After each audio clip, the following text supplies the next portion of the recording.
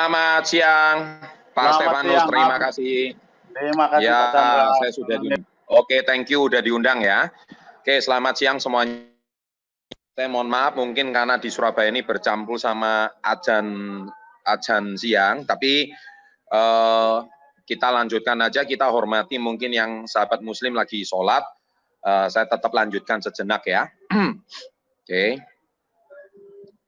Baik, terima kasih. Siang hari ini saya dari tadi mengamati webinar dari awal sampai selesai. Saya senang seperti biasa kegiatan rutinitas mingguan ini kita jalankan. Saya tadi terkesan dengan apa yang disampaikan sama Pak Dwi. Ya, Pak Dwi itu murid saya sejak 17 tahun yang lalu.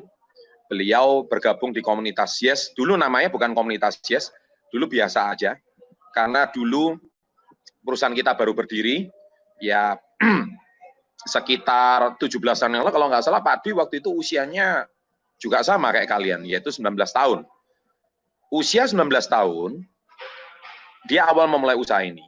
Dan sekarang Anda silakan kepoin IG-nya, beliau hari ini jaringan bisnisnya itu besar sekali. Dan bahkan omsetnya bisa sampai puluhan miliar per bulannya. Ya. Itu membuktikan bahwa, dan beliau ngomongnya santai, kalem, hari ini nggak perlu nunjukin profil apa-apa, tapi kalau bicara soal rumah, mobil keliling dunia, itu Pak Dwi sudah sangat-sangat banyak sekali. Kalau saya beberapa hari ini posting di Instagram, di Australia, di mana, itu Pak Dwi udah keliling semua. Anda silakan kepoin di IG-nya. Dan hebatnya beberapa tahun belakangan, beliau justru berfokus bisnis di kota Balikpapan saja, tapi semua secara online. Dan dia bisa mengendalikan bisnisnya secara nasional. Nah, inilah yang sangat penting. Tadi saya terkesan dengan apa kata-kata dari Pak Dwi tentang Huawei, ya. Memang benar karena Huawei itu barang dari China dan kita tahu di di China tidak boleh ada Google. China penduduk 1 miliar lebih. Jadi pangsa pasarnya sebetulnya Huawei itu hanya untuk orang China aja. 1 miliar lebih pangsa pasarnya. Tetapi kita lihat di dunia ini kan ada lebih dari 7 miliar orang. 7 miliar diambil sama China sendiri udah 1,5 M. Jadi 5,5 miliar pangsa pasar di dunia. Tentu kalau 1,5 miliar dibanding 5,5 miliar pasti kalah. Sedangkan Google ada di 5,5 miliar ini. Meskipun Google penetrasinya belum sampai ke 5,5 miliar, tapi minimal sudah lebih dari 1,5 miliar. Nah, channel Success Before 30 adalah Google Partner. Karena YouTube adalah punya Google. Dan saat ini kita termasuk salah satu subscriber terbesar di dunia. Kita masuk 5 besar di dunia dan nomor 1 di Asia Tenggara untuk kategori bisnis dan motivasi. Dan kita bisa bayangkan apa yang kita sampaikan pengalaman kita, tentu itu bukan isapan jempol. Selama hampir 21 tahun kami sudah berpengalaman di dalam bisnis direct selling, dan kita sudah berpengalaman menciptakan banyak reseller. Kemarin baru saja saya diundang Business Hack ya, itu salah satu platform anak-anak muda yang banyak ditanya kepada saya itu satu, bagaimana Pak Chandra bisa membangun sampai ribuan, bahkan ya kalau menurut saya sampai hari ini udah 1 juta reseller lebih. Bagaimana Pak Chandra bisa membangun sampai 1 juta reseller lebih. Sekali lagi, ini yang saya mau tekankan. Saya dulu membangun hampir 500.000, setengah juta pertama, itu saya butuh waktu sekitar 15 tahun. Saya ulangi ya, 15 tahun. Karena saya menjalankannya secara offline. Ya, saya ulangi ya, offline. Nah, sekarang hanya dalam waktu 5 tahun belakangan, saya berhasil membangun 500.000 reseller yang baru. Hanya 5 tahun belakangan. Nah, udah 1 juta. Pertanyaan saya cuma satu. Mengapa 15 tahun pertama, saya membangun secara offline, susah payah bisa membangun sampai 500.000, tetapi kenapa angka 500.000 ini bisa terjadi hanya dalam waktu 5 tahun belakang? Dan ini yang perlu Anda ketahui, jawabannya cuma satu, karena bisnis kita tidak dibatasi oleh ruang, waktu, tempat, wilayah. Jadi bisnis kita wilayahnya adalah wilayah YouTube. Dan kita tahu, dan yang paling menarik dari 500.000 itu, pertumbuhan yang paling mengerikan adalah 2 tahun belakangan. Mengapa 2 tahun belakangan? Dari 2018, 2019 sampai 2020, Karena satu, sejak itu YouTube di Indonesia mulai murah. Dan saya sudah tahu itu sekitar 5-7 tahun yang lalu. Di mana kita tahu orang Indonesia sudah mulai terbiasa pakai smartphone. Zaman dulu sudah mulai dari BlackBerry, sekarang pakai smartphone. Dan dari smartphone ini, YouTube sudah mulai murah. Kita lihat juga banyak operator seperti Indosat, Telkomsel, ya kan, Excel, itu sudah mulai memurahkan kuota YouTube-nya. Sehingga informasi ini dulu, 15 tahun pertama, ketika kami secara offline, informasi itu sangat terbatas. Kenapa saya katakan terbatas? Karena kami hanya mengandalkan reseller kami secara offline untuk mempresentasikan.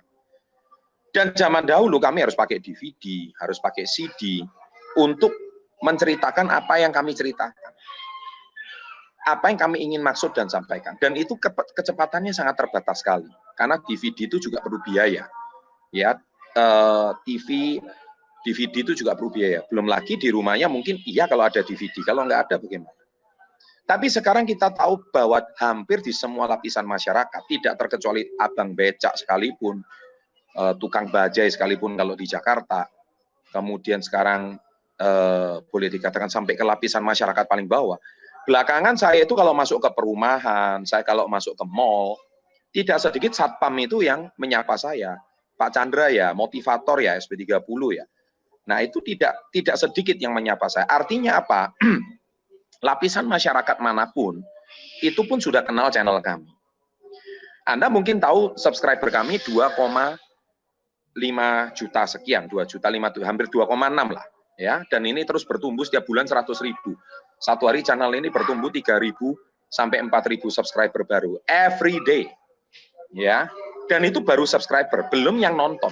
Kalau yang nonton Anda bisa cek di YouTube, yang nonton channel kami, itu jumlahnya sudah hampir 180 juta view. Artinya apa? Hampir seluruh penduduk Indonesia sudah tahu channel kami. Entah dia nonton minimal pernah nonton sekali atau 2 kali.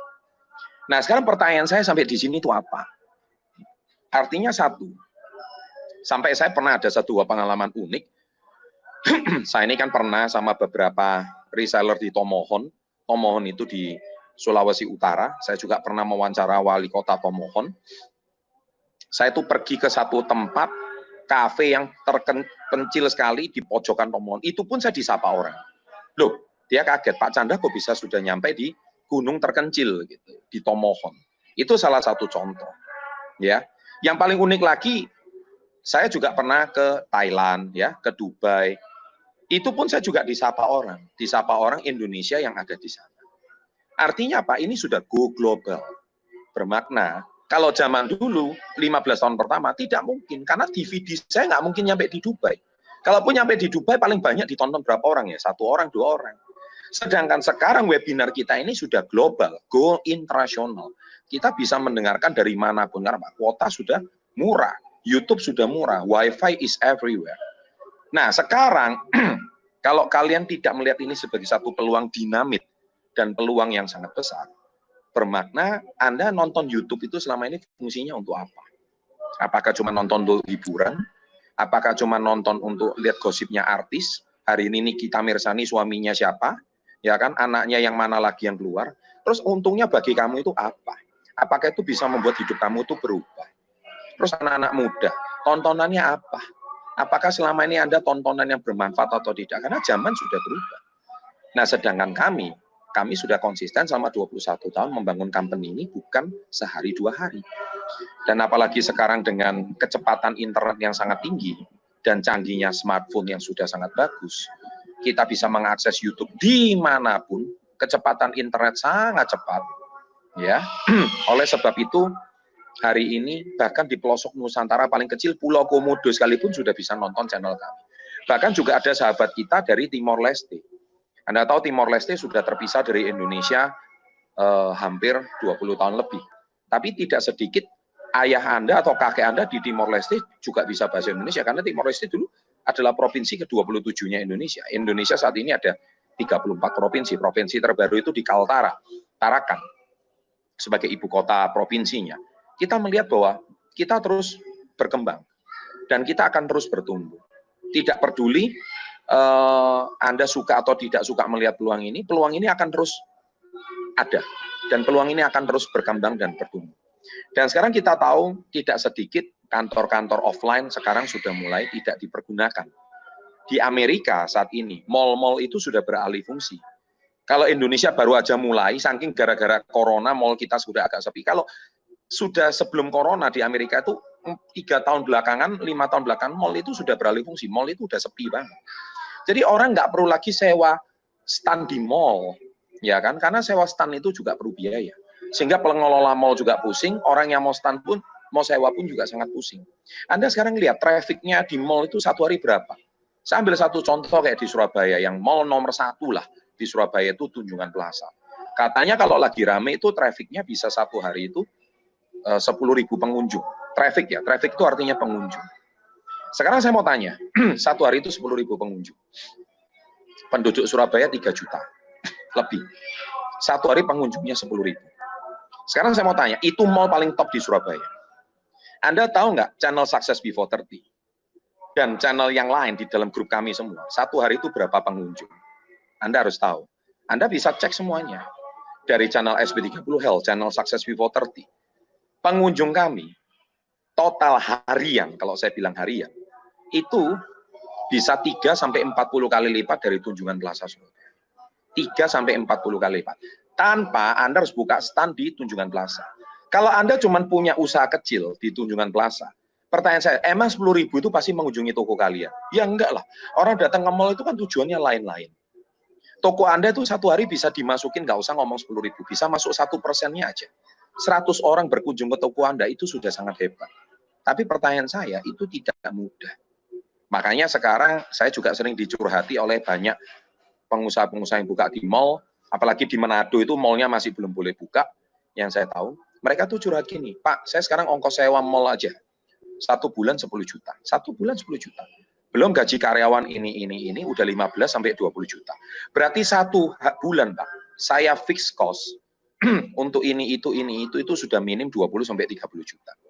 Pertanyaan saya, Pak, kalau 30 juta dibagi 1 bulan, artinya 1 hari, itu saya harus untung profit 1 juta, Pak. Kalau 1 hari untung profit tidak sampai 1 juta, berarti mall saya ini, toko saya dalam keadaan bahaya, Pak. Karena berarti setiap hari minus. Dan tahukah Anda jawabannya, Pak? Targetnya tidak pernah tercapai. Padahal itu 10.000 pengunjung. Sekarang pertanyaan saya satu sekarang, kepada kalian semua. Itu namanya pengusaha offline. Yaitu pengusaha yang hanya mengandalkan traffic di mall, yang katanya mall nomor 1 di kota metropolis Surabaya yang terkonon nomor 2 di Indonesia. Nah, gimana kalau mall Anda di kota kecil Anda? Emang kota Anda punya mall? Bagaimana usaha Anda cuma mengandalkan penduduk daerah untuk berkembang? Menurut saya itu sangat berat. Oleh sebab itu, saya sudah siapkan semuanya, perusahaan supplier yang baik, GG Indonesia, kami juga sudah siapkan media SB30-nya, di mana traffic dan pengunjung itu tidak kurang-kurang. Sekarang pertanyaan cuma satu, apakah toko Anda dikenal dengan pengunjung? Maka oleh hari ini, silakan hubungi mentor kalian, bisnis digital, supaya pengunjung dan traffic kita ini bisa mengunjungi usaha kalian. Bayangkan sebuah pengusaha konvensional 30 juta fix, itu pun akhirnya harus tutup. Berapa banyak yang akhirnya harus tumbang? Karena cuma mengandalkan traffic mall. Ketika sekarang corona, ya sudah nggak usah cerita, sudah pasti tutup. Ya, nah oleh sebab itu pada sore hari ini, apa yang disampaikan tadi Pak Dwi memang benar, apa yang dipresentasikan sama Pak Morten tadi memang lengkap, komplit, memang luar biasa.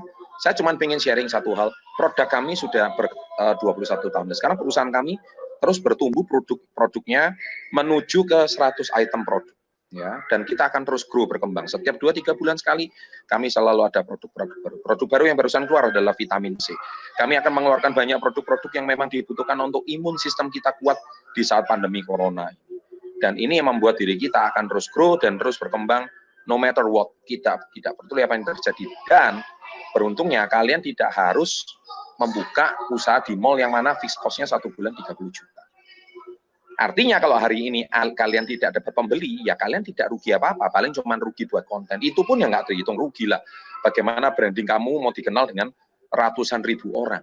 Itu jelas tidak mungkin. Tapi dengan saat ini, kita bergerak secara digital, traffic-nya begitu tinggi, pengunjungnya begitu banyak, anggap aja nih mall Success Before 30, Anda bisa melihat pengunjung kita begitu luar biasa, Anda bisa dapatkan pembeli dimanapun, dan ini kesempatan yang sangat menarik untuk kita bisa berkembang di saat corona seperti ini. Oke, mungkin itu aja sekian pesan dari saya. Silakan hubungi orang yang memberikan link ini kepada Anda. Kesempatan ini adalah kesempatan yang harusnya bisa Anda ambil, karena di saat sekarang banyak orang buka usaha di mall itu tidak lagi bergengsi, karena kelihatannya keren doang, tapi hutangnya pasti banyak. Ya, jadi jangan keren-kerenan, karena zaman kondisi sekarang ini nggak perlu keren-kerenan lagi. Yang terpenting Instagramnya dikerenin, Facebooknya dikerenin, channel YouTube-nya dikerenin, itu sudah lebih daripada cukup. Dan itu saya kira itu sangat low cost, Anda tidak perlu keliling, Anda bisa kerjakan bisnis ini dari rumah. Oke, terima kasih, sukses selalu, be the best, go crown and go 1%, and always salam hebat, luar biasa.